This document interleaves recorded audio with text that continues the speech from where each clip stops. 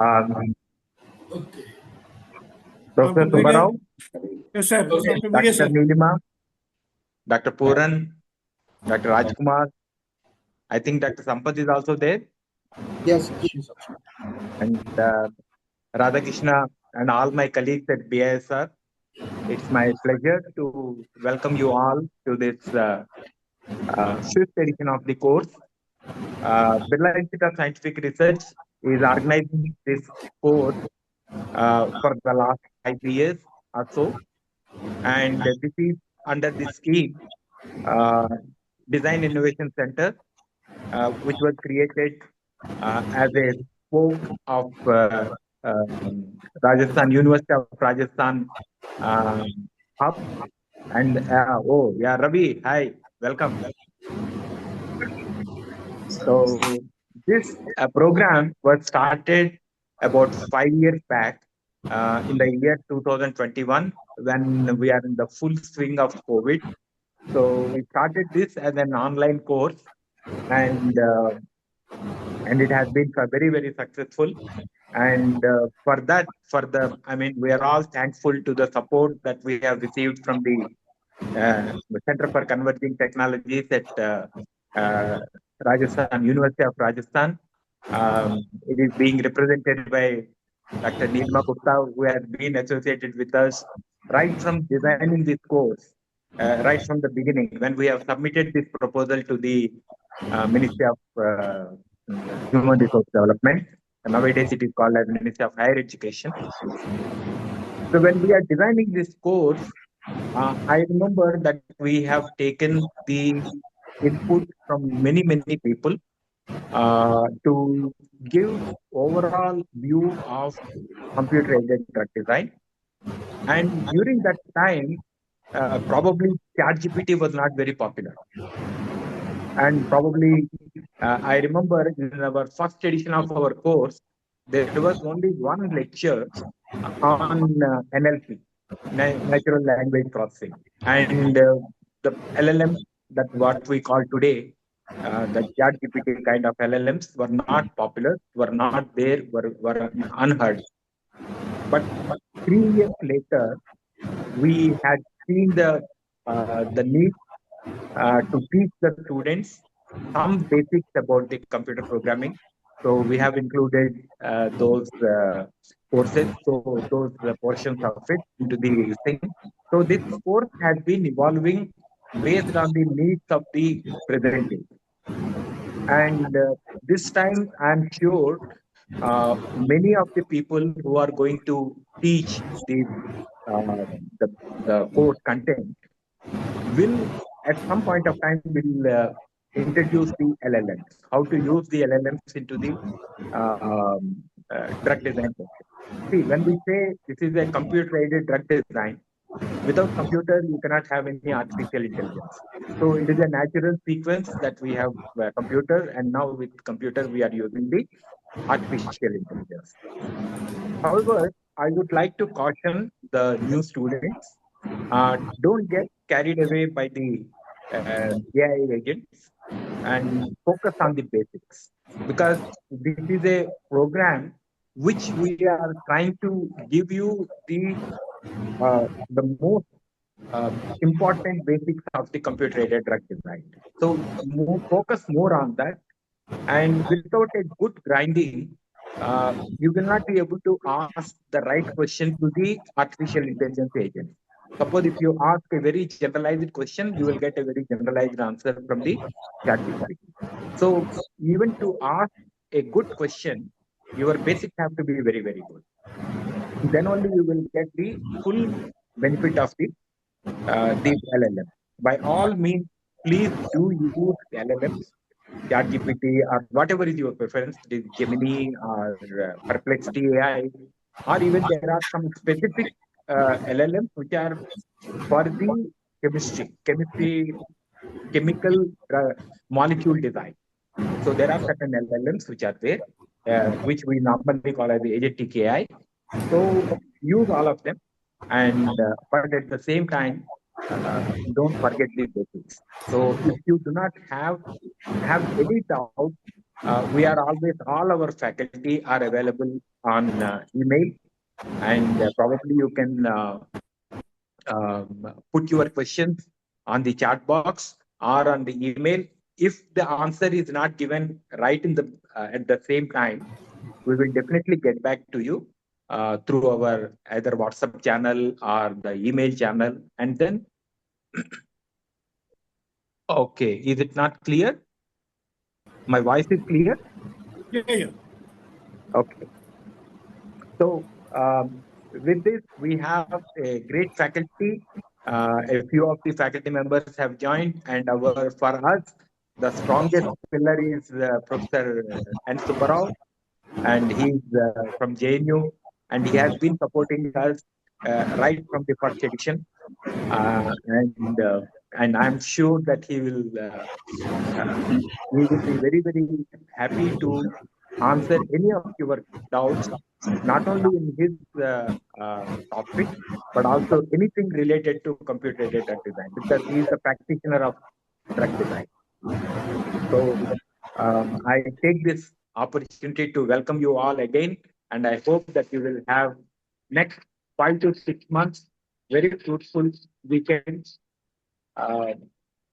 2 hours, that is enough, because too much input is also not good.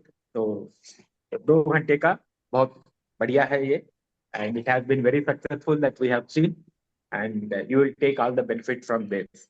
So I give it back to Dr. Puran. Yeah. Thank you, sir. Thank you so much, sir. Now, like sir is our sir started the program, and his brothers, and sir is now advisor for the course, and sir has joined National University now.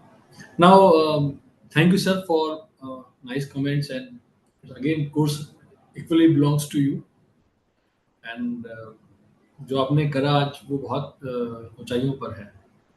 So now I would like to invite Nilima ma'am to speak a few words. Thank you, Ma'am. Dr. Solanki. Esteemed Professor Subbarao present here with Yes, us, madam. Professor Krishna Mohan, Professor Gotwal, other resource persons also present here, Dr. Solanki. So, all participants. On behalf of the DIC University of Rajasthan, I welcome you all here. It is good to see Professor Subbarao, Professor Krishna Mohan. They were with the conceptualization of this course, and we are having the 5th version now inaugurated today. So on behalf of the DIC University of Rajasthan, I congratulate the DIC, our spoke at Birla Institute of Scientific Research, for the launch of this online 6-month weekend course on computer-assisted drug design. The fact that today the 5th edition of the program is being inaugurated is a testimony to its relevance, quality, and impact.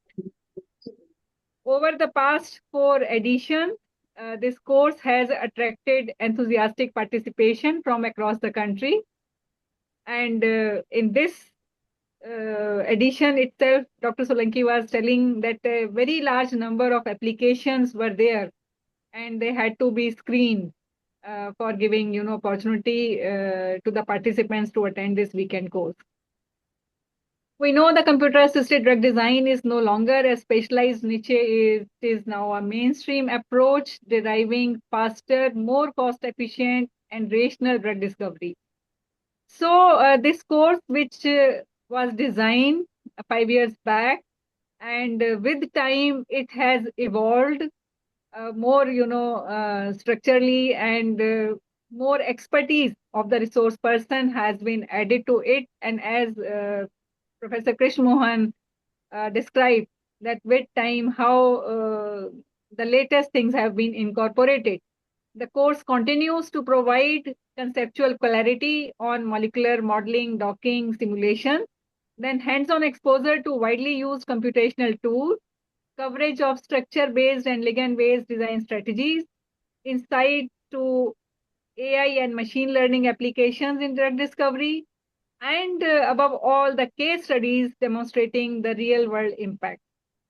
So this weekend format ensures that working professionals and researchers, in addition to their regular, assignments, they can learn without compromising their regular commitment, making it an ideal model for continuous professional development and the learning opportunities for the new, entrants in this area.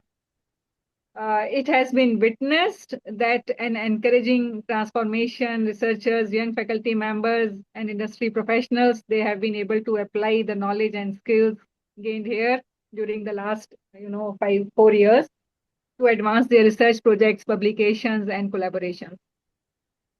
I take this opportunity to express our gratitude to the eminent faculty experts, especially the coordinators at BISR and the technical team there, whose dedication and efforts have sustained this series with consistently high standards. To the participants, I can say this course is not just about learning tools, it is about building a community of innovators who will contribute to solving some of the most pressing healthcare challenges in the coming time. I urge you all to be proactive, interact with mentors, share your ideas, and make the most of this platform. I wish all the participants a rewarding and enriching learning experience. So with our gratitude to our eminent resource person, to whom Professor Krish Mohan and Dr. Solanki and they could bring at this platform to benefit the participants. Thank you. Thank you, madam, so much for your inspirational words and clear-cut thing that how we started, and it's really we all together put a lot of effort to bring up a platform, to create a platform so that democratic platform, I should say, a democratic platform where like uh, you know all participants throughout India, and we try to bring the best mind throughout the world. When speaker from UK, US, Australia, and uh, and of course means our in India, whatever resource persons we have, means those who are best in their field. Like today we have with us Dr. Rao Subarao sir, besides like QSR, Dr. Kunal Rai is there. A lot of Nahara Sastri sir, and a lot of other means बहुत लोगों का योगदान है इसके. But anyway, thank you, ma'am, so much. Now, I would like to invite Dr. R.K. Gotwal, our HOD in Biotechnology here in BISR. Dr. Gotwal, please speak a few words of inspiration. Thank you doctor Solanki. स्वागत आप सभी लोगों का और अभिनंदन हम सभी की तरफ से. Respected Dr. Subbarao, Professor from JNU Delhi, Dr. M. Krishna Mohan, Professor JNU Jaipur. He is the course advisor also of the CADD course, online CADD course. Professor S.K. Gupta has unfortunately, I think he has not joined. Dr. Nilima Gupta, one of the course co-coordinator. Dr. Solanki, the course convener and course coordinator. Mr. Radhakishan Meghvanshi and Manvi Katiyar, the member of the technical team from BISR Jaipur. All my colleagues who have joined online here and all the participants. As you all know, that the BISR is organizing this online 6 months course on computer-assisted drug design, which is commencing from today in collaboration with the University of Rajasthan. And it's my pleasure to welcome you all on behalf of the Birla Institute of Scientific Research, Jaipur, Department of Biotechnology, and my own behalf.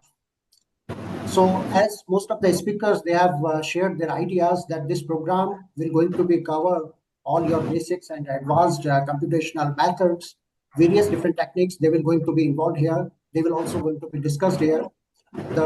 These techniques and methods, they are actually related with the how you will going to design the drug in order to design novel drugs and to actually repurpose the existing drugs.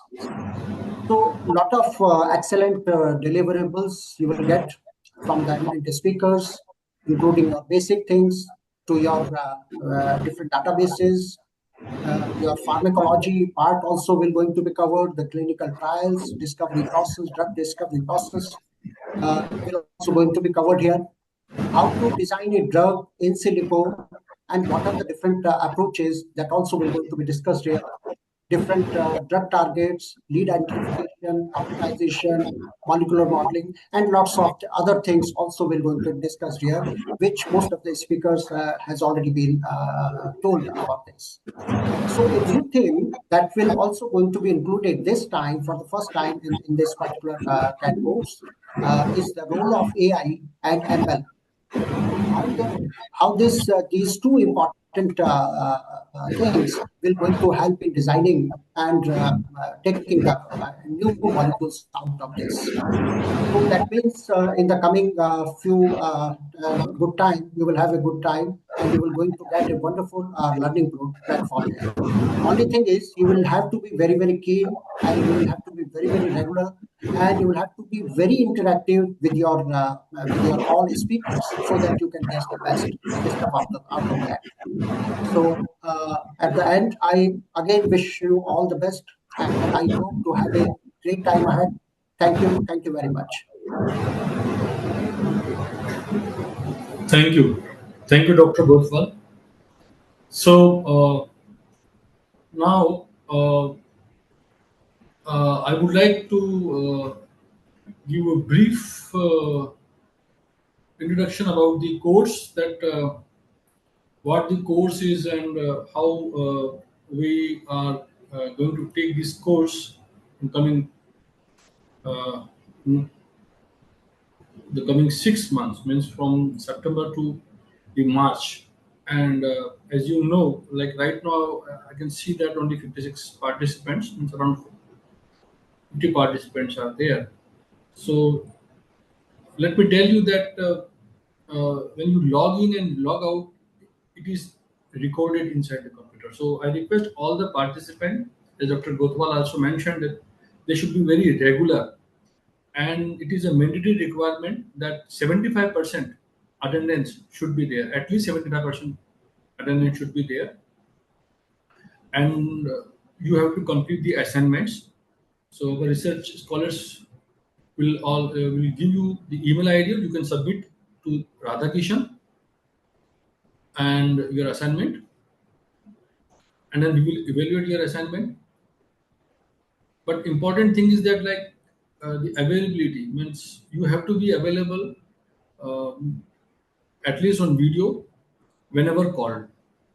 Okay, so try that you can use your laptop so that you can do exercises simultaneously. We'll give you the slides. We'll provide you the video of the course, means all the lectures will be recorded, and you can contact Radhakishan. It will be uploaded to our website and the YouTube channel also. So you can access all videos from there. So you can ask the link, that link will be provided in the WhatsApp group. So you can click on the link and you can see the video. If suppose somebody skipped some lecture, then he can have an access to the recorded video there. Okay, so this is about the course. Now, I would like to tell you about the content of the course. That this course is, of course, a weekend course, and consists of 6 modules. First is the introductory of CAD. Second is about the pharmacology, and third is about modeling, docking, and simulation technique. Fourth is about the methods that we use in drug discovery, in silico methods. So all methods, the ligand-based drug designing, structure-based drug designing, pharmacophore-based drug designing, and also involve the screening part also. And fifth module that Dr. Gotwal emphasized, that the artificial machine learning. So we'll give more time, around 720 minutes to this module, where we try to emphasize over the the the, the latest technology and the latest cloud-based basically computing, and how we can use Google Colab, how we can work in Nine and Orange tool. These are the tools that we use for machine learning, and of course we will discuss in detail about the Jupyter Lab and how to install locally Jupyter Lab, and how to do the AI and data science using the Jupyter Lab. Okay, so then of course the AI part contains ANN, deep learning, also the NLP techniques. And finally, the sixth module is basically the advanced one, where we'll discuss about again the upcoming things like the immunoinformatics and in silico vaccine designing technology, that is using reverse vaccinology approach. So we'll discuss about drug repurposing, we'll discuss about the scaffold hopping, and also the glimpse of the NGS technology, and how we use the how we can make use of NGS data for drug discovery purposes. Also the regulatory network, that is systems biology, and finally we'll discuss about the bioethics and the regulatory procedures. So this is how we have constructed the syllabi of this 6-month course. Besides BISR faculty, like we have uh, uh, created a team. I think most of the members are there right now, and all the members now work as a team, and we cover all whatever 6 modules that I have discussed contain around 60 lectures. 60 basically it is a 60-hour course. It may more than 60 hours, but at least 60-hour course is there. That is equivalent to 1 semester. So all practicals will be done by the experts. So we have a list of experts throughout India and abroad. Also the industry persons, like this time also I will invite Raghu also from Schrodinger, and of course Girinath is there, and other like uh, um, I have my friends there in US. So they will be delivering talk on the industry standards in US also, and so this is how we have created a group of speakers, means resource persons who are who has got a very good expertise in their subject, relevant subject. So this is about the course, and I believe means all participants, those who are registered, because as Madam also told that this time we received more than 125 applications on, and only we have screened 60 persons, and so you are lucky, and we will of course note down your attendance, and then if we will found that if you are not attending regularly, then we will disqualify you, and then finally we'll of course we'll inform you and we'll disqualify you, and you will not be receiving any certificate. So you have to be regular, you have to attend all the classes, you have to log in here, your from either mobile or your laptop. So we definitely would like to recommend that you use your laptop, and you sit somewhere maybe at home or institute and use your laptop for this, so that you can simultaneously you can install the applications and you can browse the things as demonstrated by the speaker. Okay, so thank you. If you have any questions, then before moving ahead for our inaugural talk, any participant any participant would like to discuss anything about whatever is discussed here? Okay. Another important thing is all the sessions are here, the interactive sessions. You can raise your hand while a speaker is delivering a talk. I will request that don't stop or inhibit the speaker to speak. Rather, you can raise your hand here, or you can write, use the chat box for your query. If you have a query, you can write things in query box. So like when the speaker complete the phrase or whatever the topic is covering, then he can view the chat box for your queries, and then like when he'll ask about those things, then that time like you can open your mic and ask the questions. So and after every talk we will have an open session. So 15 minutes or 20 minutes, or okay, it may be more than that, depends upon the queries. So instead of directly disturbing the speaker, you can write in chat box, okay, or raise your hand, so that like if speaker sees that hand, the speaker will ask you about the query. That time you can ask the questions. Okay, so with that, like thank you, and thank you all speakers, thank you all participants, those who are here for this session. And now if there are no more questions, if anybody has any questions, can ask. Any questions?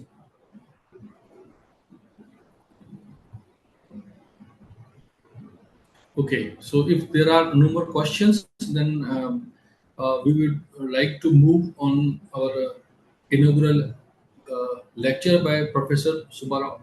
So Professor Subbarao is, one of the great scientists in India, there in JNU, and Sir has developed his own algorithms for structural superposition called ProCore, and has contributed a lot in designing, various molecules. With I remember got published a paper in Nature also, Professor Indira Ghosh, and has like lot of research paper in his name. So now, sir, now I would like to invite sir for his inaugural talk. Sir, please. Shall I load it? Yeah, yes, Other sir. Krishna, can you exit or shall I load it? Can you give permission to load? Yeah, I Sir, think you are already I host make as you a the co-host as a- host, and you can share the screen. Yes, sir. Can you see it? Yeah. Yes, sir. Yes. Full screen mode में कर दीजिएगा. Yeah, it's okay. Yes, Yes, yes, sir. sir. It's good. Yes. Perfect. Okay.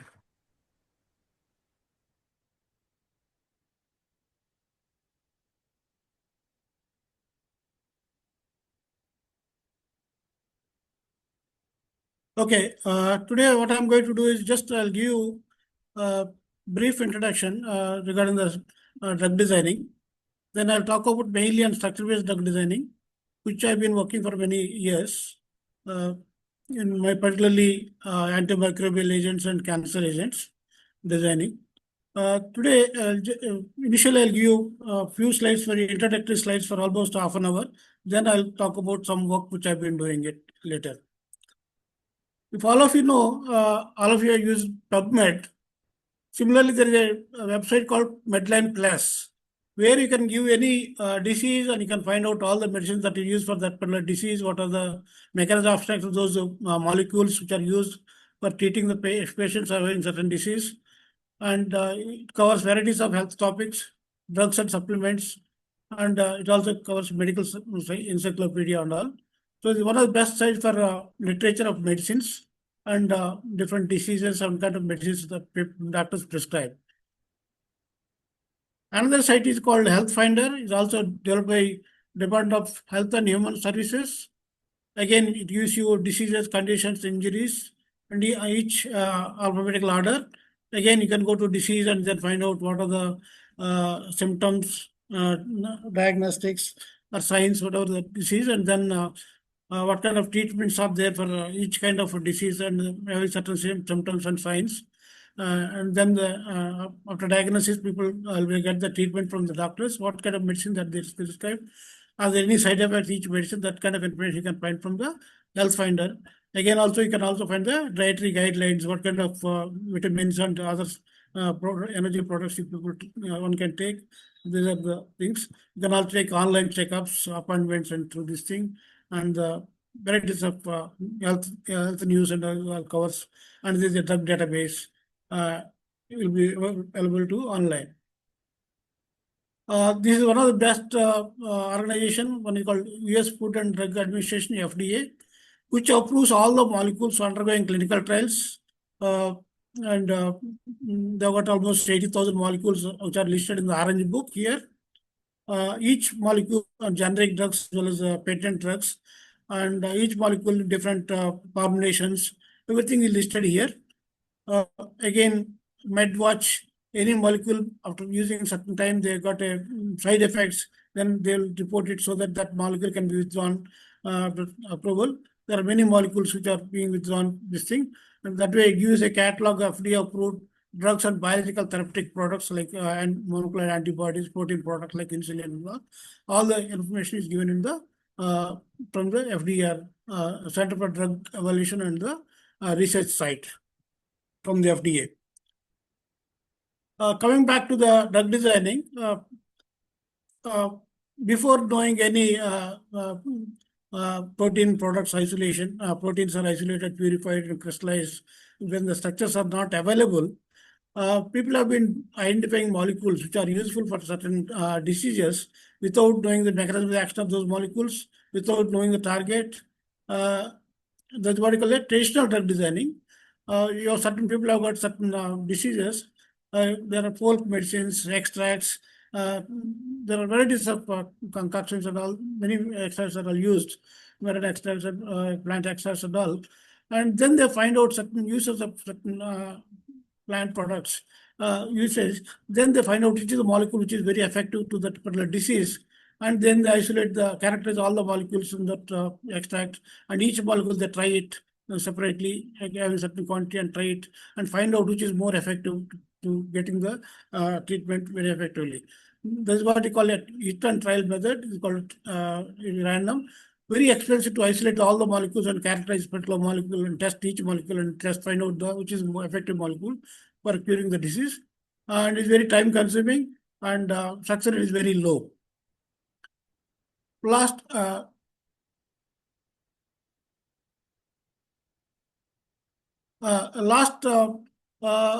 20 years or so, there is called modern drug designing, where you can screen larger molecules, millions of molecules to a given target or a given cell line. That's called cell-based SAR, target-based SAs, having a large robotic equipment.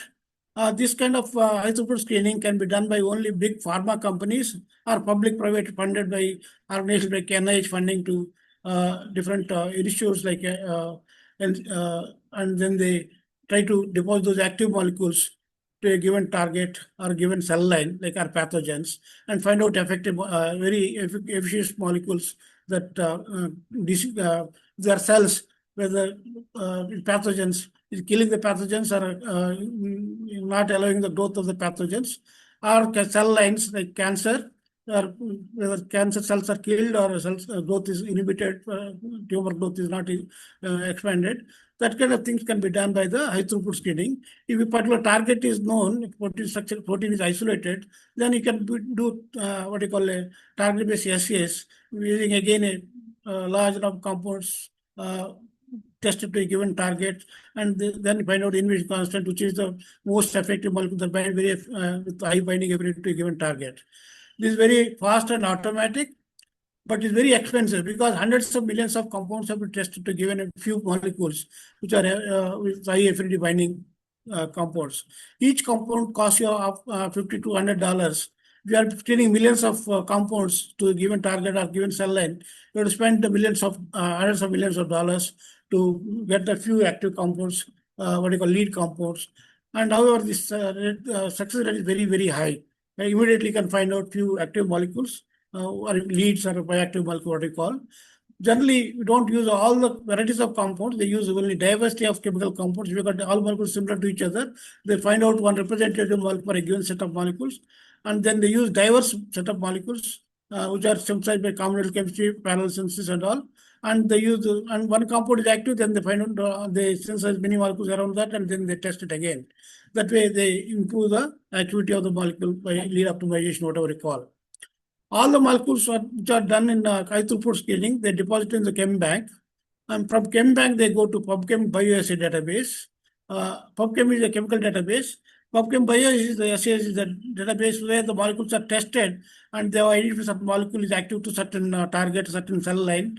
And that's what you call a 297 million bioactives are there, leads, what you call. And they're from 1.7 million SEIDs. Each SEA, they got active, inactive molecules in PubChem. If you have got active, inactive molecules, one can do QSAR or pharmacophore model without knowing the target also. Once you make a model, you find out new molecules using the QSAR model or pharmacophore model. That's why PubChem bioassay databases are very important, where you got each assay, they have got active, inactive molecules. We have got 30 to 40 active or inactive molecules. Then you can do QSAR modeling, pharmacophore modeling. You got larger molecules, like lakhs of molecules for a given malaria, TB kind of this thing. Then you can do machine learning tools, artificial intelligence tools to find out molecules active, inactive, predict any database, which molecule can be fit into that active, inactive classification. KML gives you only the active molecules database. Each SEA, how many molecules are active to a given target or given cell line. There are again 1.9 million SEIDs are there.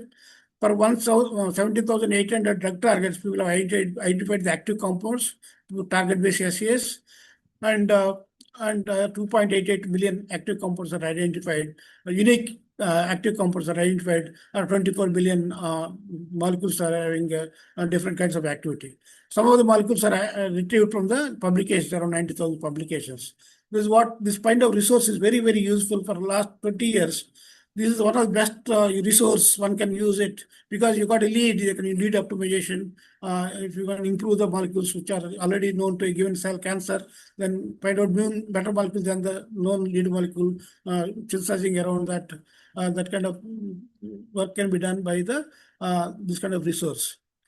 Suppose you have got a particular drug target, then you have to use hundreds of millions of compounds to a given target. Like JIG database, I've got 200 to 300 billion compounds commercially available.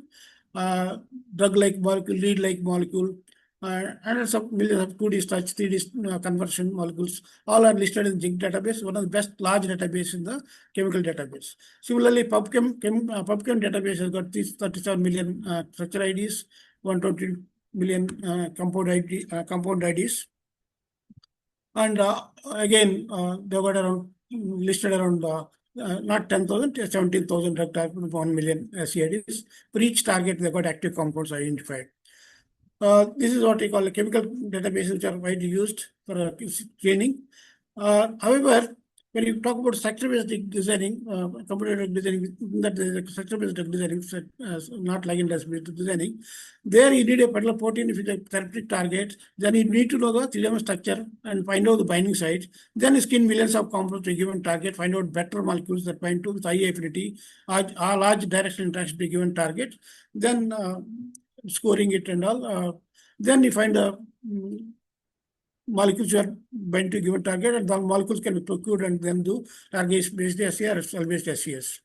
And nowadays, there are varieties of drug target databases which are developed, and each drug target classes like proteases, kinases, G proteins, GPCRs, transporters and all. There are many focused small molecule libraries are there for particular target class. And instead of screening hundreds of millions of compounds, people screen very few thousands of compounds, what you call focused small libraries to a given target, and then find out better that molecule that bind to a given target and which is involved particular disease. This particular computer drug designing is very simple, and you need only a simple computer, low cost, and very low cost. Your PC is good enough. Your softwares are available in public domain, and ligand database are available in public domain. You have to do only download the software and try to set up a protein and identify the pocket, make a grid. Then you screen to larger molecule to the site of the binding site using the large, you can do parallel docking and all. You can have large data sets, and this particular technique is very fast and automatic. very low cost. There are many success stories are there which in structure-based drug design people have done, and then they tested the molecules by target-based and cell-based assays and then established this thing. If you go to ChemMBL, this is the 36 version, and they've got, I told you, 17,800 drug targets, 2.878 distinct compounds, 24 million compounds are identified as bioactive compounds. These are the number of compounds. These are the 336 large data sets from high-throughput screening for malaria, TB, and many other pathogens, as well as cancer cell lines are deposited in the ChemMBL SES. So this is the same thing is given in the visual form. There are 1.7 thousand drug warnings, 52,000 drug indications, how many cell lines, tissues are tested, 2.2K cell lines have been tested, how many targets are there, how many drugs are there, how many assays are there. All this information is given in the ChemMBL. So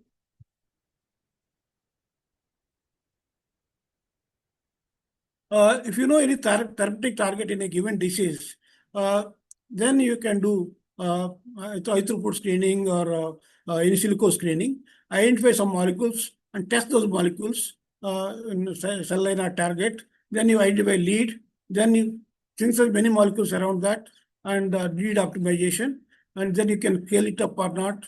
Then you can do preclinical study like ADME toxicity parameters, and whether it can be synthesized with low cost or not. It is feasible for clinical trials and all. If it is not toxic, and then you do in vivo, in vitro studies, then you take it for the molecule proof of concept. We take it, and you can do the clinical trials, phase 1, phase 2, phase 3, phase 4. Each molecule to go through the clinical trials, it takes you $500 million to $2 billion. Only big pharma companies can do the clinical trials. Only we can go up to preclinical studies, any laboratories or any big research laboratories. Otherwise, we only try few molecules tested and cell line a target and try to say this molecule can be bind to this particular target, which is involved in certain disease and all. This is what we call a modern drug design cycle. And this is what we call drug discovery. It takes 2 to 5 years, preclinical development 1 to 5 years, phase 1, phase 2, phase 3, almost 5 to 7 years, and then how many compounds you started, how many projects you started, how many compounds you have taken. Each phase, molecules will come down. They fail in many due to certain toxicity, efficacy will go down. Animal model it works, but in human models it won't work. So that many molecules fail. The failure rate is very, very high. That's why clinical development is very, drug development is very costly. There are many strategies in drug designing. One is called structure-based drug designing. One is called ligand-based drug designing. In structure-based drug design, you need to know 3D structure. Once you know 3D structure, you identify the particular pocket. There are many varieties of sites, and I'll come to that later when I talk about protein structure and the binding sites. Once you identify the binding site of a particular target, enzyme is very easy to identify, but receptors very, very difficult to characterize the binding site. And once you identify the pocket, and then you try to design the molecules that bind to a particular target by large docking many docking softwares, and find out that molecule that bind very with high binding affinity. And then you do the complex simulation, and then see the molecule still stays with the in the protein ligand complex during simulation, and then you try to calculate the 3RJ binding, say that the complex is very stable and the function of time and very good binding affinity. If you don't have any thermal structure, if a set of active compounds are there, PubChem, either cell-based or target-based assays, and then you take a active data set and the training set and test set. Training set, you got only active data set, and test set, you got inactive and active molecules, few of them, and 50-50. And then training set, you use it to model the using QSR or pharmacophore or analog series molecules similar to the known active compounds. And that way you can find out new molecules that can fit a QSR model or pharmacophore model using a training set, and the test set is validated into the model. Then use that model to find out new molecules through the ligand-based drug designer. If you don't want to use any database, then you do call it de novo ligand design. You know the binding site, or you get a particular protein. What kind of functional groups complement the binding site? Which are the donors, acceptor, positive charge, negative charge, hydrogen groups that are complement the binding site, and try to see those complementing functional groups that can have any molecule having the functional groups complementing the binding site. This is called a de novo design. However, protein flexibility is not taken into account in the de novo ligand design. There are LUDI and there are varieties of programs are there for de novo ligand designing without using databases. Otherwise, you have to go to high throughput screening or virtual screening, computer analog series and all kind of things. So if you, all of you know how many molecules which are approved by FDA, these are all given in the drug bank statistics, which is developed by Canadian organization, drugbank.ca. One can create an account. You can go to this particular site. There are 18,490 molecules are given in the list. Out of that, number of small molecules are 14,190. Biotech products around 4,305. Small molecules are approved drugs around 4,762 only. Out of that, which are marketed around 2006, and there are 7,700 molecules undergoing phase 1, phase 2, phase 3 phase clinical trials, which is what you call it, experimental drugs. Out of that 7,700, even 10% will come into the market. It's a big achievement through clinical trials. So these are the varieties of drug target database, protein drug target database. For 1,000 drug targets, the structures are known, they identify the pockets. In that particular database, all the targets, binding sites are well characterized. So you can give any chemical structure, dock to all the 1,000 drug targets and find out which target any chemical binds. One of the target binds very well, then you can find out what the target is and then what kind of mechanism that particular target is involved, what pathway is involved, what kind of mechanism that involved in the particular disease and all you can find out. Another database called therapeutic target is one of the very good database. Around 3578 drug targets and 38786 molecules are mapped to the individual targets.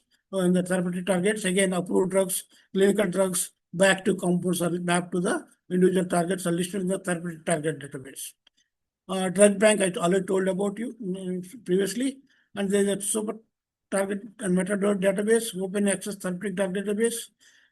Proteins along the drugs, which made a complex and solve the structures of protein drug complexes, and they deposit the PDB or 451 drugs and corresponding structures, very complex and solve the structures. That way, exact how the particular drug is bound to particular protein structure. Then you can design better than the known drugs to a given target. The structure is well characterized there. Similarly, there is a tropical disease research targets, particularly pathogen like MTB, Plasmodium falciparum, schimatosis, and all. There are 4, 5, 6 organisms which are involved in the tropical regions like India. These are widely used for the less money and all. Recently, NIH started a database called PAROS. Very important database recently has come up. This is what we call a PAROS NIH.gov. There are 20,000 drug targets are listed, which is comprehensive. Around 19,683 diseases are listed. Each disease you can map to certain targets. If the target is mapped to disease mapped to the target.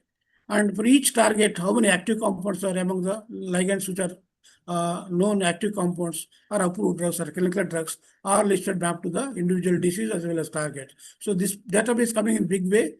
They also will go up to the PubChem as well, ChemMBL databases, and then they improve the mapping to the active compounds to the from cell-based assay compound to individual targets.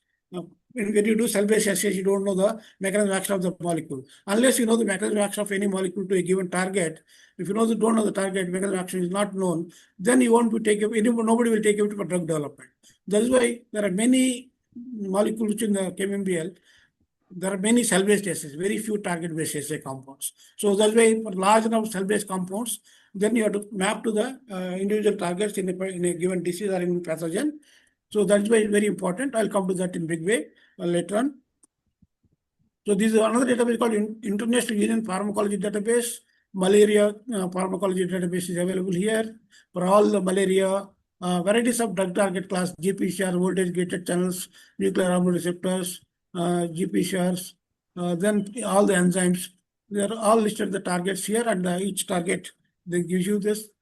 And this is the therapeutic target database how many targets, successful targets, clinical target, trial targets, preclinical patented targets. So all the approved drugs, all the list is given therapeutic target database. Similarly, Paris database, there are 4 classes of drug targets. T-bio, biology of the target is known. T-dark, you don't know about much about the target, what kind of disease involved. T-chem, some active compounds are identified. Clinical compounds are approved drugs. T-chem is approved drugs, and these are clinical drugs that are undergoing clinical map to the individual targets. There are 20,000 targets are there. Similarly, 20,000 disease almost, and each disease, how many targets are there, identified, characterized, whatever we call. For identifying the target, there are siRNA, miRNA, or people do genome sequencing or exome sequencing. Compared to the normal expression, compared to the cell, disease cell, normal cell, they find out differential expression of the genes, and then which are highly expressed genes which are correlated in a given pathway, then you can find out map the pathway and then find out which are the targets which are highly important in that particular pathway. Then you can target those proteins for designing the small molecules. That's why it's very important to know the disease, what are the symptoms, signs, and then the diagnosis of the disease identification. Then what are the molecules that can be used to particular disease, particular pathogen, and bacterial or fungal or parasitic diseases, TB, malaria, kind of this thing.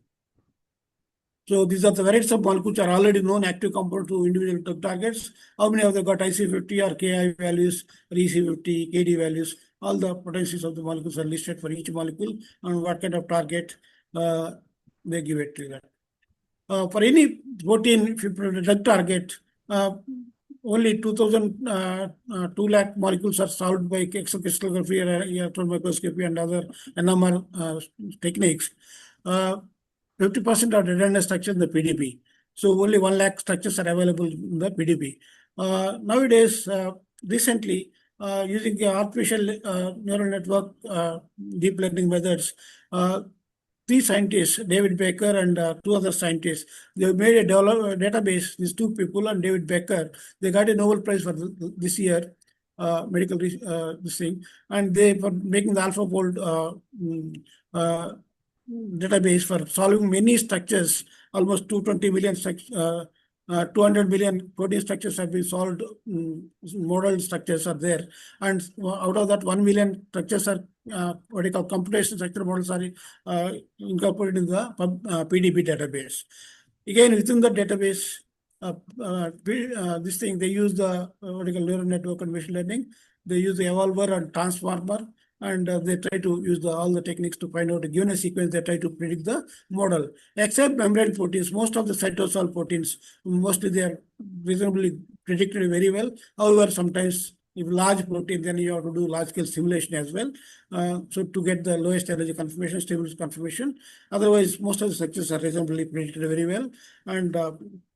And each model they predict, they give the quality of the model, how good is the model, and the range of grading of the models also given in the AlphaFold database. One can give the sequence and can retrieve the structure for many proteins in human as well as many pathogens, plants as well. These are the model organisms, and these are the number of proteins people have predicted the structures, and one can download for each organism. All the protein structure can be downloaded going one link and then downloaded some. Each pathogen, how many targets, protein structures are available. Out of that, how many are the drug targets, which you want to design the small molecules. These are all health organisms. Again, there are many organisms for which are important for therapeutic purposes, pathogens, and then again, how many each organism, how many molecules are predicted, proteins type predicted, and the structure is available for downloading.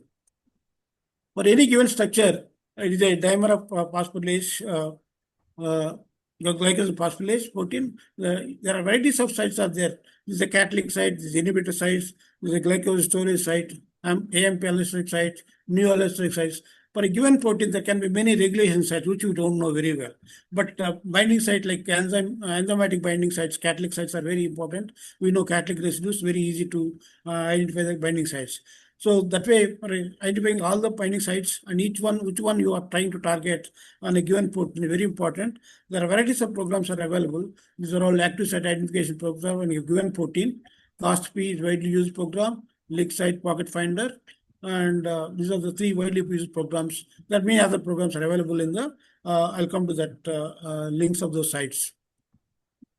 So initially, the people have tried to predict how many are the druggable genes, how many are disease-associated genes, then how many approved drugs, for how many people have identified the drugs for corresponding proteins and genes. So this is a cross section of that, and among them, how many are GPCRs, how many are red ones are hormone receptors, how many nuclear receptors, how many enzymes, how many ion channels from the total drug targets. So this is the number of small molecules. All the protein drug targets, 30% of the protein drug targets GPCRs, for which only one or two structures, beta 1, beta 3, and beta some rhodopsin structure is available. Except three structures, almost 700, 1800 GPCR proteins are there in the human proteome, and for which modeling is very, very difficult because there are 7 transmembranes, but most of them are very important drug targets which are involved in the sensory as well. Out of that, all the targets, 47% are enzymes. So 47 plus 30%, almost 77% are enzymes receptors like these GPCRs. Ion channels around 7%. Transport is around 4%. And for how many targets in each class, how many leads are developed for each target class, you can see the rhodopsin like GPCR family, large number of leads have been developed experimentally, but not by in silico method, because protein structure is not very relevant for the receptor proteins or membrane proteins as well. Serine, threonine, tyrosine proteases, kinases, large enough leads have been identified on the protease and other things. So these are the therapeutic areas, FDA approved drugs. So how many targets are there? These are the number of targets are listed for each molecules, number of molecules in each therapeutic area. Like cardiovascular system, 200 molecules are there. Dermatological, 141 molecules are there. If you take the cancer, antineoplastic and antimodulation, 142 molecules are there. So that way, for each therapeutic area, how many diseases are there? Here, total number of targets of human proteome that have been exploited, 677 molecules, protein drug targets. Out of them, 549 molecules, proteins, people have designed inhibitors as approved drugs. And there are 146 are protein products or monoclonal antibodies and all. So these are the pathogen 189 targets are there, and other pathogen biomolecules which can be exploited for the drug designing. So these are the large number of chemical databases one can download from any database. Some active database, active molecule databases, or chemical databases, or chem division, or such kind of database are there which are commercially available. If you use commercial molecules, screen it, and then find out easy to procure those molecules since they are available in certain quantity, then you can test on target-based and cell-based assays. Generally, we use chem division database widely for screening to a given target. And then we also use focus libraries, which are active compounds as well as analogs of those molecules, for which some commercially available compounds can be procured or synthesized. So if you go to vls3d.com, this is one of the best sites for all of you can go through. Whoever wants to do drug designing, you go to the vls3d.com. You got all the tools available for all the computer-assisted drug designing. It's called computational approaches to assist drug discovery and precision medicine.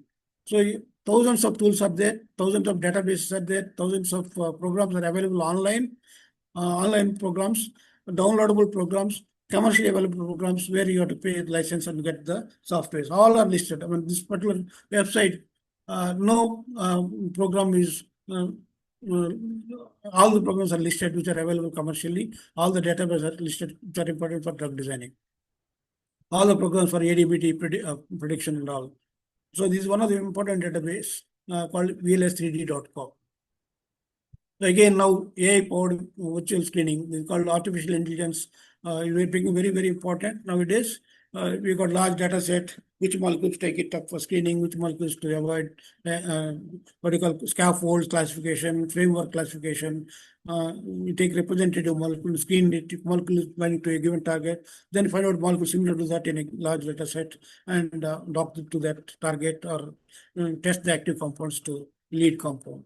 So that's very important. So atomic is playing a very, very important role. You can go to the particular website as well. So these are the varieties of tools for structure-based virtual screening. Varieties of programs are listed here. Commercially as well, public domain online programs available. Similarly, ligand-based drug designing. These are ligand-based virtual screening, de novo ligand design, generative chemistry. All the tools are available. I only listed only one page. There are 4 or 5 pages for each class of virtual screening, ligand-based screening, and structure-based screening in the product sites. These are the widely used programs commercially. Autodoc and Doc are the public domain softwares. One can get the license, academic license freely. But Gold, FlexX, Glide, ICM, commercially available software. Gold costs you around $3,000 to $4,000 for a year for a perpetual license. FlexX costs you around $4,000 for 1 year. Glide costs you around $6,000 for 1 year. ICM has come into the market recently by Advent Bioinformatics in Pune. They are marketing this particular software, ICM Doc software, MAL software what you call, and they are available commercially. These are the, if you got 2 protein structures, you want to know mode of binding between 2 protein structures by region body talking of 2 proteins, where they bind, how they bind. When the 2 proteins bind, they won't bind in one region. There are many regions, which are the critical regions in the protein binding site you want to identify, or antibody antigen interactions. So there are varieties of protein interaction programs are there. Both the proteins are there. You want to, if you know some active site residues, then you can give the information about these are the region of interest between the 2 proteins that they can bind. So then these programs will help you to find out the mode of binding between the 2 protein structures. So coming back to the different drug target classes like peptidases or proteases, whatever you call, the proteases are involved in varieties of biological systems like digestion of food, one protein cuts another protein, digestion, protein breaking, protease cuts another protein, blood coagulation, equinolysis, cell division, immunal development, varieties of proteins involved. This is called endogenous peptidases. Again, exogenous peptidases like pathogens, which are toxins like which are involved in the bacterial toxins or parasite toxins, and viruses, HIV protease and all. These are exogenous peptidases plays an important role. One can design drugs to those peptidases. So these are the 518 proteases, 500 proteases are there.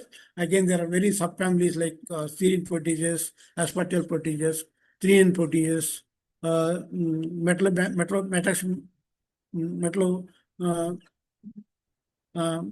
matrix proteases, threonine proteases,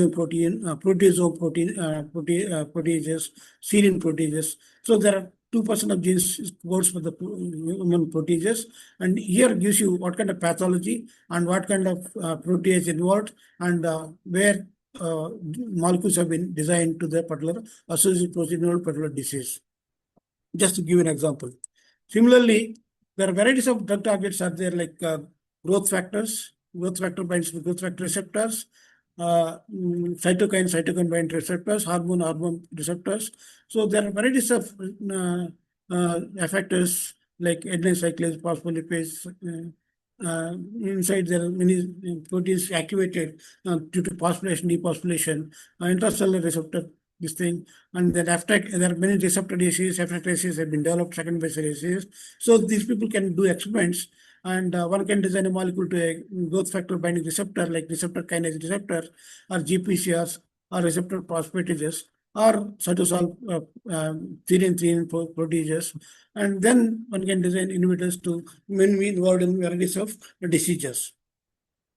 So in cancer, there are 10 hallmarks of cancer: evading apoptosis, self-sufficient in growth signals, insensitive to anti-growth signals. There are many oncogenes, cell cycle.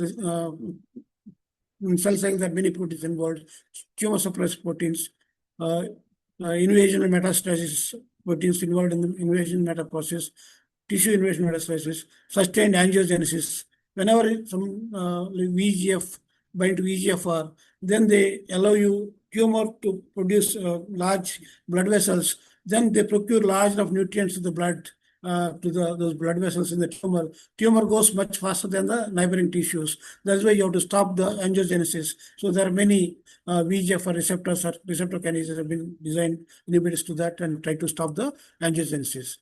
So there are varieties of kinases as they find it. 18 kinases are there, but all the kinases bind to ATP binding site. So designing a blocking to the ATP to each kinase is very difficult problem, because all the kinase, 500 kinases bind to the same ATP molecule. You're trying to block the ATP binding such as that it doesn't transfer gamma phosphate to the other protein, substrate protein, so that it phosphorylated and gets become active, which is earlier inactive. So the phosphorylation, dephosphorylation become a protein inactive active states. So the kinase plays a very important role, phosphorylating, phosphorylase, dephosphorylated. So they become active, inactive conformation of the protein. Conformation changes due to phosphorylation and then becomes active. So that way, designing inhibitors to the ATP bindings of all the kinases very, very difficult. That's why if you find a molecule which is non-specific to all, bind to all the kinases with no use. Just to find out a particular kinase which is involved in particular type of cancer in particular cell line, then that inhibitor will be much more useful to particular type of cancer rather than the other is to bind to other cancers, other kinases which are very important to the cellular processes. That's why you have to find a particular inhibitor to particular specific kinase uniquely. That's very, very difficult problem in the kinases. However, there are many molecules are designed in spite of that. EGFR, 30% of protein kinases are published as implicated in various diseases. Cancer, almost 116 kinases are implicated, cardiovascular 14, CNS 25, and all varieties of kinases involved in different diseases. This is a human kinome, serine kinase, receptor kinases, and each receptor kinase, they've got structural changes. There are few 6-7 motifs are there. GPLAP, DFG motif, HRD motif. These are allostatic site motif, DFG. F will be in different configuration, in and out configuration, the particular motif. APE, the reactivation loop is there. Certain mutation in the particular activation loop, it can continuously active this receptor. That way, this is called a active inactive conformations of this thing. In and out of the DFG conformation. There are large conformation changes. Now one has to find out the inactive conformation. You can make it stay in inactive conformation. Then it will be much more effective. Design the molecule so that ATP doesn't allow the come to the inactive kinase. So these are the varieties of compound designed to the varieties of EGFR, other small molecules designed to the EGFR 1 and 2. Herceptin is one of the monoclonal antibody which is involved in very good monoclonal antibody in breast cancer. Wherever EGFR2 positive, the very breast cancer can be cured very well. There are EGFR, erlotinib, lapatinib is dual inhibitor, EGFR and EGFR2. Giftinib and erlotinib is the two molecules which are approved for the varieties of EGFR expressed cancer tissues. And BCR-ABL kinase, which is causing the CML, chronic myeloid leukemia, is called Gleevec, is the drug name. And there are many other molecules are designed due to the mutations, secondary mutation in the BCR-ABL kinase. Due to after a certain time, if you use Gleevec, that mutation, secondary mutation will occur, then you have to use new molecules. That way, a few new molecules have been also designed to the mutants. Similarly, vascular growth, endothelial growth factor, tyrosine kinase receptors. There are varieties of molecules that are designed to the blocking the angiogenesis process in the tumor rather than the other normal cells. So that way, almost 50 kinases have been people have designed inhibitors. Large number of molecules which are approved for the last target-based SCS, target therapy, mainly in cancer to the kinases only. So here, 154 cancer drugs are approved so far. Varieties of cancers, 85 targeted agents, 109 cancer drug targets. Out of that, 50% of the kinases only. 53 cancer gene products. Out of how many of the common? 123 acts to the protein target modulation as well. Phosphorylation, dephosphorylation kind of modulation. And another important drug target class is GPCRs, which are involved in many chronic diseases like hypertension, stomach ulcer, migraine, allergies, and all. 50% of the drugs which we take directly or indirectly interact with the GPCRs. There are again many sensory receptors like touch, taste, hearing, your nerve senses, eyes, they're all receptors are involved. So they're very important diseases are there, and each disease, what kind of receptors involved. And only three receptors or structures are available. Bacterial rhodopsin as well as beta 1 and beta 3 adenoreceptors. For using 700 GPCR models, but all the models are not very accurate, and that's why structure-based drug designing very, very difficult with using the GPCRs. But experimentally, people have designed large number of molecules, experimental studies by SAs, and 134 GPCRs approved molecules are there. So these are individual GPCRs. These are the approved molecules for each receptor which are involved in the. These are all membrane proteins. They're all identified through the experimental techniques, not by the in silico methods. Another drug target class is called RAS-like proteins, like GTP is what I call small G proteins.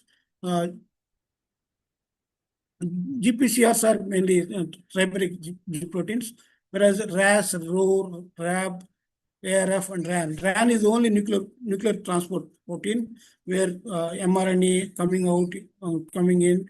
There are many molecules come to the cytosol and nucleus. They go to the RAN and RAN G protein.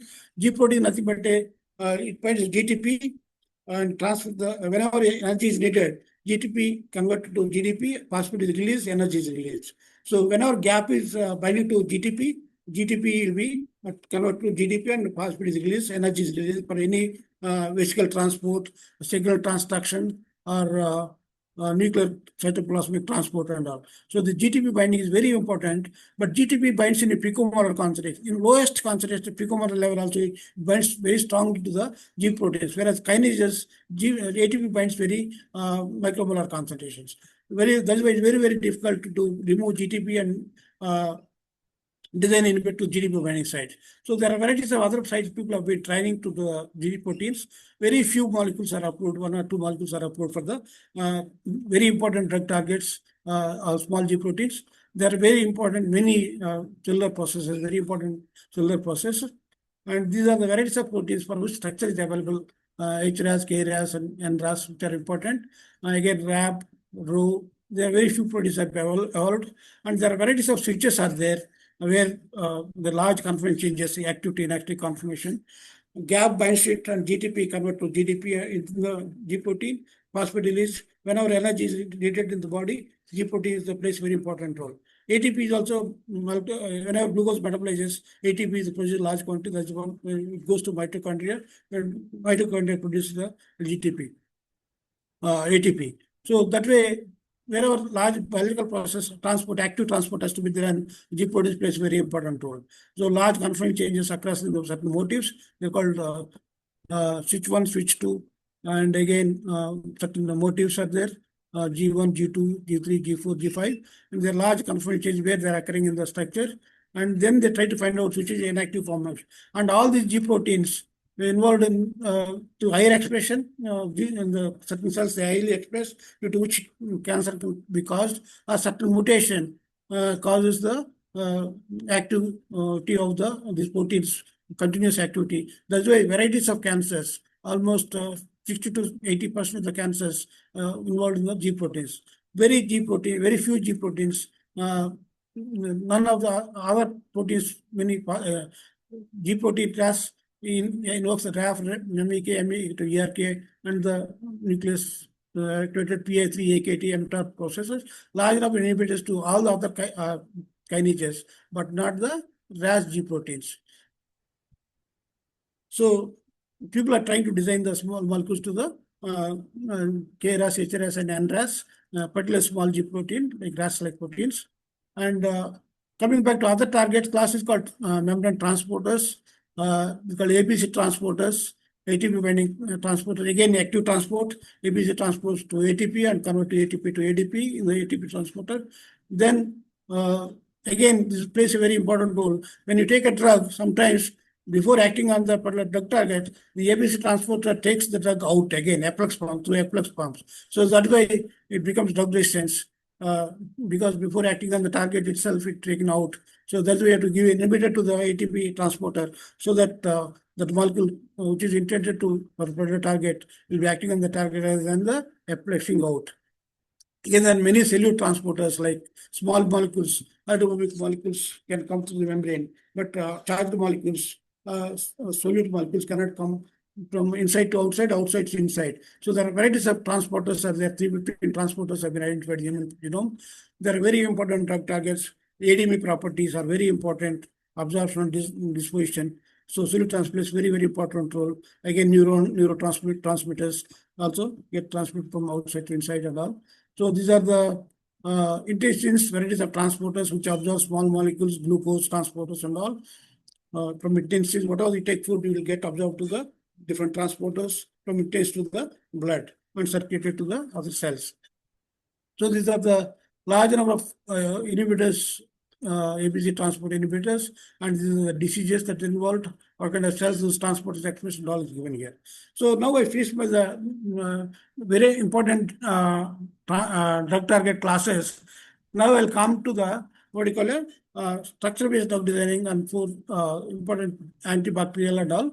So if you look into the all the known diseases, almost 60 to 65 million deaths are there every year, almost maybe 70 million. Nowadays, this is almost 5-6 years back, the slide. Almost 17 to 20 million deaths are occurring to the cardiovascular diseases. Almost 15 to 17 million deaths are occurring to infectious and parasitic diseases. Cancer, almost 10 million deaths every year of 20 million occurrence. So violence injuries, almost 5 million. Chronic lung diseases, 3.7 million. So that way, if you look to individual individual infectious diseases, respiratory infections are most important for particular children. The rotary infections and virus infections, HIV/AIDS, 3 billion people died already, and another 3 people are infected. Diarrheal diseases, 1.8, tuberculosis, 2 million deaths every year. Vaccine preventable childhood diseases, 1.12 million children are dying. Malaria, 500,000 deaths has come down. And other diseases like hepatitis B, C, meningitis and all. So far, for all the antibiotics, all the antibacterial drugs that are exploited, so far only 5-6 targets. What is DNA polymerase, quinolone, metazosanol, RNA polymerase, and 50S ribosome and 30S ribosome, which is in the protein synthesis pathway, and DHF or DHP in the folate synthetic pathway, and cell wall disruptors, mycolic acid synthetic pathway, peptidoglycan synthesis. The varieties of cell wall disruptors are designed. So every time you design a small molecule antibacterial, immediately the drug development. Very few molecules every year. 2010 to 2014, only 6 antibiotics, new antibiotics have been developed. And here, these are the urgent threats of the certain pathogens, which are very important, serious threats and concerning threats. These are the very important pathogens for which drug disease is coming up, and one has to develop new drugs to overcome the drug resistance. So these are the drugs that are introduced. After certain time, the drug resistance is coming up. So that's why after a few years, we overuses of these drugs, they get mutated, certain organisms die, certain organisms survive. They again grow in large number. So that way, drug-resistant organisms go in large number. In MTB, all of you must have heard of multi-drug resistance, exchange drug resistance, total drug resistance. Varieties of strains are there. Certain drugs due to certain strains. Nowadays, only multi-drug resistance, only 2 drugs have been approved recently, 3 drugs have been approved recently for TB, for multi-drug resistance. For extreme drug resistance, no treatments available. Coming back to the 4 organisms which have been working, malaria, TB and cancer, SARS. So malaria worldwide around 214 million incidence rate is there. 0.5 million deaths are there in the malaria. In India, is around 1.31 million incidence of malaria, and only 24,000 deaths thanks to the artemisinin chemotherapy is very effective. Recently, even artemisinin combination therapy is very ineffective in South Asian countries. India is maybe coming very soon due to certain KEAT protein mutation. And similarly, tuberculosis, 10 million occurrences, 2 million deaths all over the world, and 2 million, one third of the incidence of TB is in India only. 0.22 million deaths are there every year in India. Cancer, 20 million occurrences in each year worldwide, 10 million deaths are every year. And in India, 1.16 million cancer occurrence every year, 0.78, almost two-thirds deaths are occurring every cancer patients. All of you heard of SARS-CoV-2, around 7.705 million occurrences of SARS-CoV-2 infection, 7 million deaths are there. In India, 41 million occurrence of COVID, and 0.53 million people died. These are again only reported deaths. Unreported deaths are maybe many in India. Coming back to the Plasmodium falciparum, there are 8,235 SCIDs, from which 9 lakh active compounds are there. Not that malaria, they don't have any active compound. 9 lakhs active compounds, more than 4 lakh unique active compounds are there. Nowadays, you've got so many active compounds. Which one to take up for drug development is very important. Which molecule is toxic, which molecule is not toxic. Prediction is very, very difficult. That is why, and all these active molecules, we don't know the target, since they are from cell-based disease. Certain few targets, hundreds of targets, some active compounds are there. We made a drug target database for the Plasmodium falciparum as well as TB. In TB, there are 9,498 SCIDs are there. Out of that, 2 lakh active compounds are identified, and out of that, 1 lakh are unique compounds. So for these 1 lakh unique compounds, we don't know which target it binds among the targets involved in the MTB.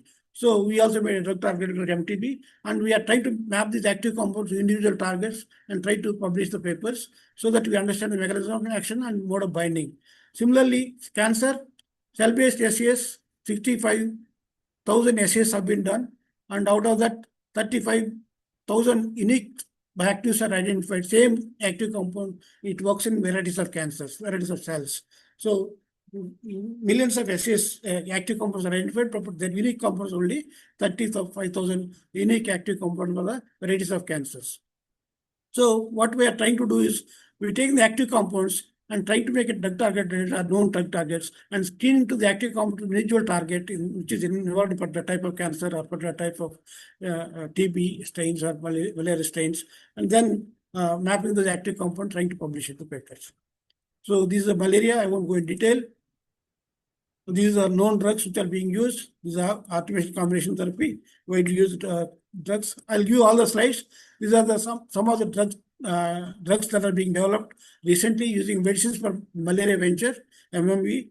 If you go to www.mmv.org, you'll get the recent portfolio of all the known drugs which are being developed. Some of them are preclinical studies or clinical trials. Few molecules are approved through this thing. For last 40 years, no new drugs have come for anti-malaria after artemisinin. This is Leishmania, many filaria, schimatosis, cryptosis, which are South African countries dominant. Leishmania is very affected in India. There are few assays have been done to the neglected tropical disease also. These are the number of targets, active compounds identified. 143 targets, 16,000 compounds are identified the MTB. Similarly, there are some 115 targets, 40,000 active compounds are identified the Plasmodium falciparum. Active compounds, they are not approved. Among these one, which one to take it for drug development, nobody knows. So each molecule experimentally testing the toxicity or ADME properties is very, very difficult. One can do it, but takes a long time for so many molecules, hundreds of thousands of molecules. So that's why you have to unless you understand the mode of binding and the mechanism of action, nobody will take up these molecules for the drug development. So these are some of the drug targets for which more than 20 active compounds are in KMBF. And we made a database, PPLDB, 91 drug targets are there. Now we made a 150 drug targets, updating the database. We also chemical database mapping to individual targets, and which we published the current drug targets in 2014. And these are publication current drug targets. And we again designed inhibitors to histone acetylase and histone deacetylase, which is called HAT and deacetylase, which are involved in the transcription activation and transcription silencing, epigenetic modifications of the proteins, genes. So gene expression or gene not expressed, controlled by this protein HAT and HDAC. We designed inhibitors. This PFGCN5, we did design inhibitors, and the experimental validation is done by the Samudra Molecular Medicine, JNU, which we published in the European Journal of Medicinal Chemistry. Another paper we published in PFHJAK1, we designed inhibitors. We published in Journal of Molecular Modeling. That way, PFVK5, another one is M18 aspartyl aminopeptidase, dual inhibitors for the M17 leucyl aminopeptidase and plasmapeptins, JBSD, RSC Medicinal Chemistry. Another publication in the PREPS journal, JBC, and applied biotechnology, chemistry. There are 50 publications in collaboration with the Sumandar and molecular medicine. Experimental work as well in silico work we published many papers. These are the papers. Only similarly TB, I won't go in detail. If you got if you got HIV, immediately TB will occur. That's why it's a double whammy. TB and its prevalence in TB. Whoever having TB, HIV, then immediately they'll develop TB due to autoimmune disorder. So in South Africa, 50% of the population which are having HIV immediately they develop TB. Similarly, Zimbabwe, 60% of the population which are having HIV, they immediately develop TB. They die due to both the combination of HIV and TB. This is a TB incidence rate for 100,000 people in each country. Again, South Africa and Zimbabwe dominated. India is around 168 persons get affected for 1 lakh people. These are the first line drugs. These are the number of drugs which are approved, FDA approved drugs and corresponding targets. First line, second line, third line. As first line drugs are less toxic, second line drugs are most toxic, third line much more toxic. That's why people who are having TB, they have taken drugs from 6 months. Sometimes if they don't get cured, they go to 1 year. Even if they don't get cured, then go to 2 years as well. So they use all combination of drugs, first line, second line, third line drugs combination. They use it. Two drugs which are IR drugs. First two drugs, if it is drug resistance, then we call MDR. Then the MDR stains. Then you have to use new set of drugs which are being approved recently. For the last 40 50 years, there are no new drugs for the MDR kind of TB. So these are the approved drugs for last 1960s, the last drug that has been approved. And recently, the CMC 207 called bedaquiline, which is approved recently. Other two drugs which bind to RB3547, which is approved recently for multi-drug resistance. And this is a global new TB drug pipeline development. And this is called, you go to newtbdrugs.org, it will give you how many drugs are being developed. And these are the three drugs which are approved for multi-drug resistant strains.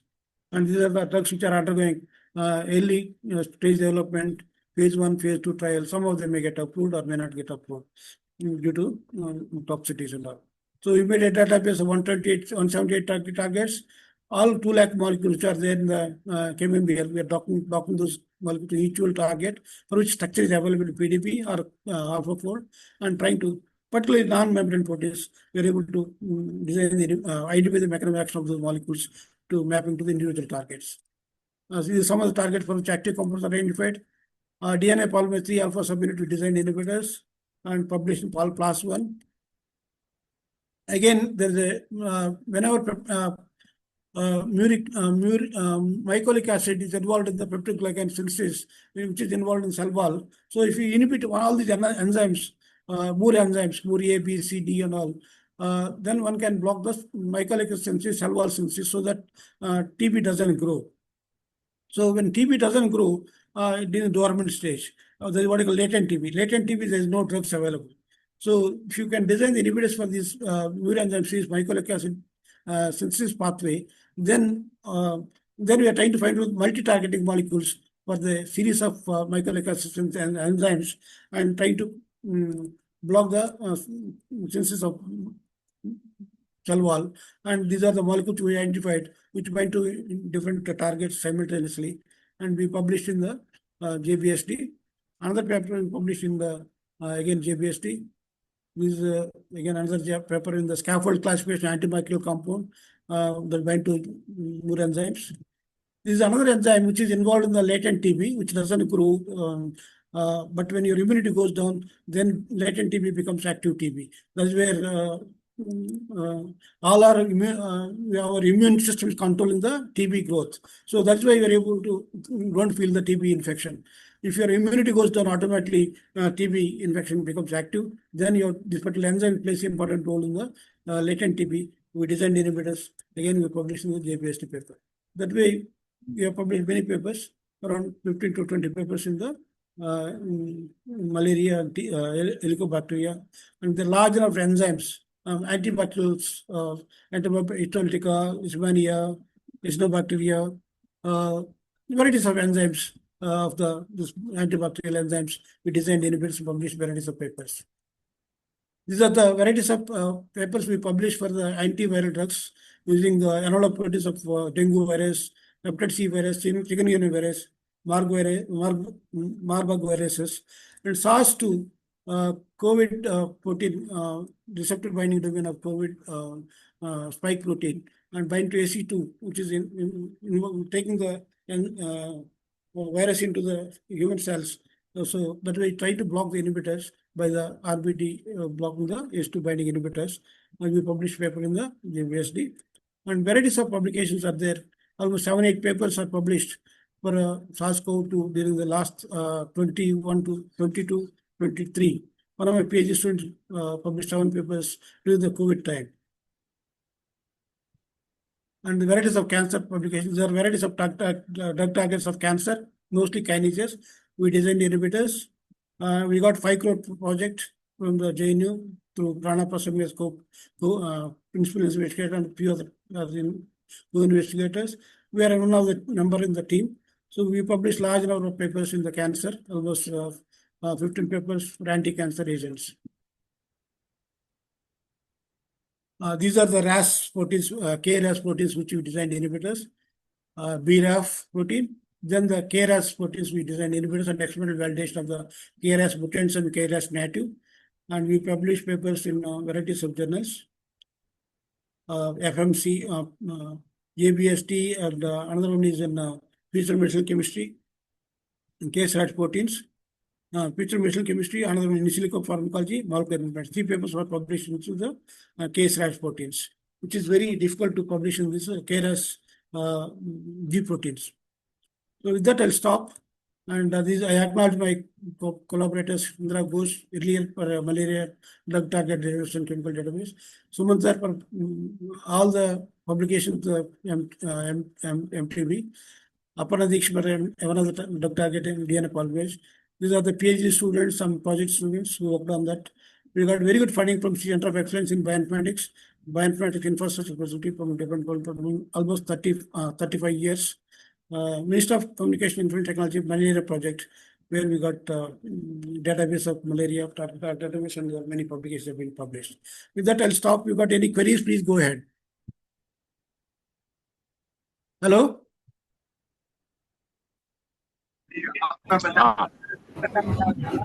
Hope all of you are able to follow me. I went fast. We followed you. I'll share the slides so all of you can get the slides, okay? Yeah.